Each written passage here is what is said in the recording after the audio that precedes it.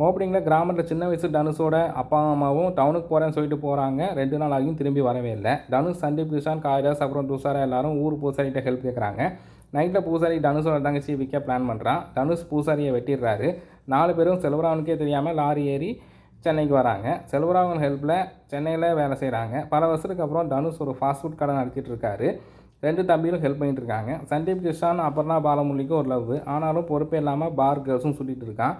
அதே உள்ள 2 gangsters, SJ சூர்யாவும் சரவணனும்.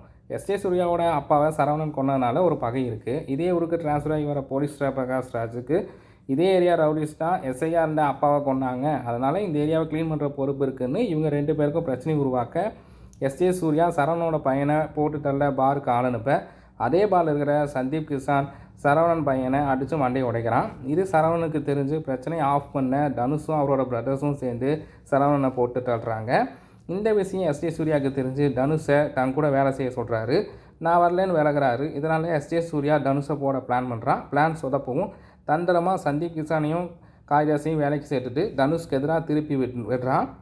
இதனால் தம்பினாலேயே கூட்டுப்பட்டு சாக நிலைமைக்கு போய் தங்கச்சி துஷாராவால் காப்பாற்ற வர்றாரு.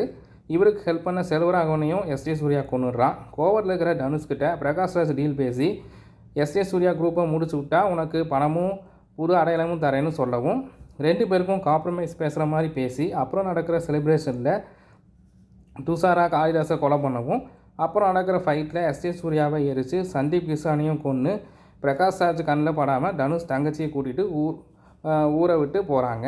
கூடவே சந்தீப் கிஷானோட குழந்தையும் தூக்கிட்டு போகிறாங்க. ஏன்னா உங்கள் பிளட்டில் பிறந்த குழந்தைய வேண்டாம்னு கொடுத்துட்டு போயிடும் அபர்ணா பாலமுரளி. ஒரே வன்முறை, சென்டிமெண்ட்ஸு, அப்புறம் துரோகங்கள். இது யாருக்கான மூவின்னு தெரியல. ஏன் இத்தனை வன்முறைன்னு தெரியல. நன்றி, வணக்கம்.